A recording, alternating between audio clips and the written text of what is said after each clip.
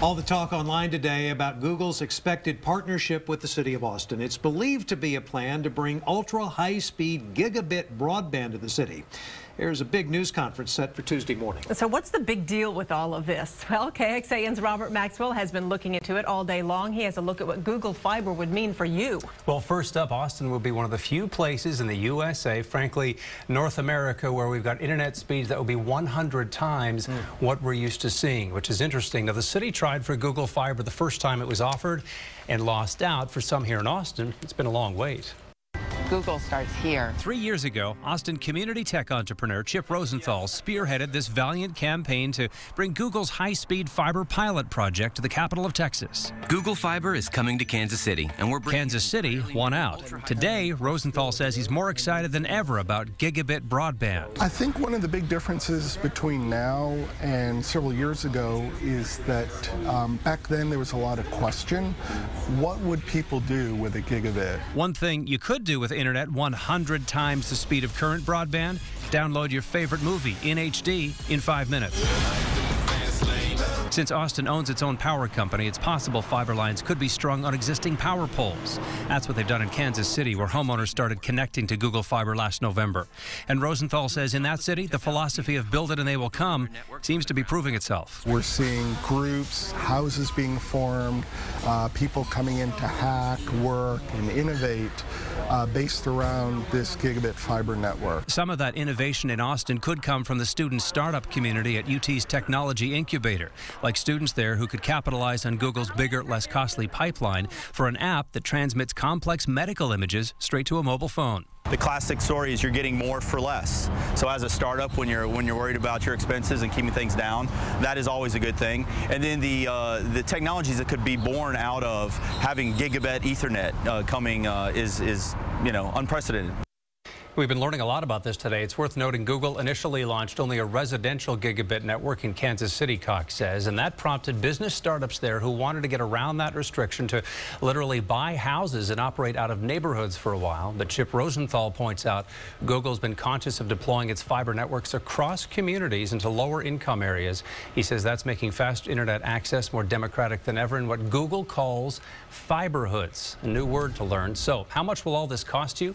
Currently, pricing in Kansas City can cost you as much as $120 a month for the fastest internet package with TV, and the gigabit internet $70. Or you could get an average speed internet for free. But there's a deal here. If you take the free one, you have to pay for a $300 construction fee for the fiber lines. The other plans would waive that cost, but would require a contract they'd have to sign for up to 2 years. Robert, back to you. Very interesting stuff there. So we know why Google Fiber would be a big deal for your home, but what about beyond that? From our partners at NBC in San Francisco, they offered this insight.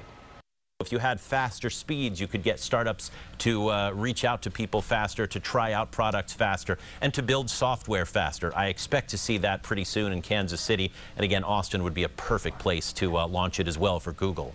This would be in line with other reports. Thumbtack.com, which connects small businesses and consumers, just ranked Austin best in the nation for being small business friendly. As you know, Google already has a business presence here in Austin. Last year, they gave KXAN a behind-the-scenes look at the company's offices at Mopac and 183. The hundreds of people who work there are surrounded by windows, bright colors, and some uniquely Austin flavor, including an Airstream trailer, which serves as their front desk. All of our conference rooms are named after musicians. A lot of the themes within the conference rooms are, LPs and 8-track and the history of the music industry. Multiple cafes offer Google Austin employees free, healthy food and drinks during our tour. Google also showed us a piano lounge, a massage chair room, art boards, and hangout areas with pool tables, ping pong, and shuffleboard. This whole fiber project is just a greater expansion of the Google brand worldwide. And we're talking about an idea that has gone from something small to a global tech force in a short amount of time.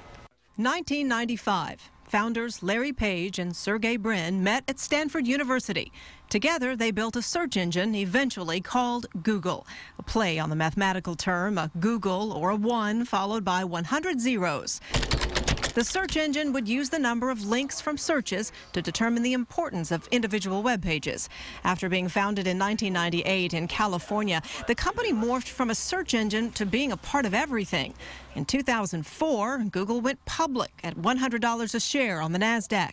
Currently, it's worth closer to 8 times that.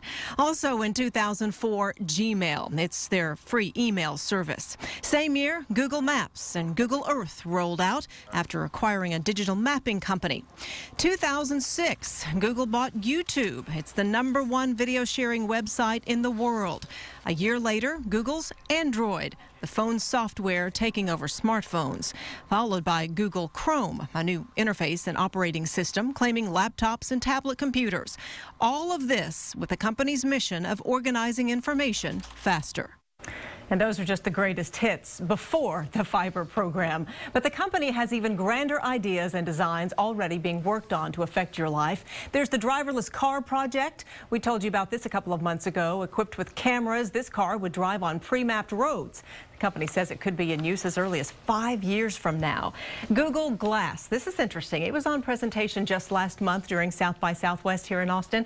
Essentially, the eyewear would let you do most of the things you can do with a smartphone, including mapping, take pictures and video, and also connect to your personal organizer.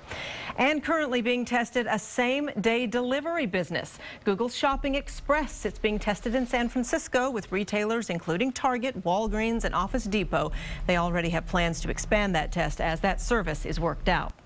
So what do you think about all of this? You can join in on the discussion on KXAN.com. Just look for this story there. And by the way, this also is where you can catch the live stream of the big Austin Google announcement this coming Tuesday.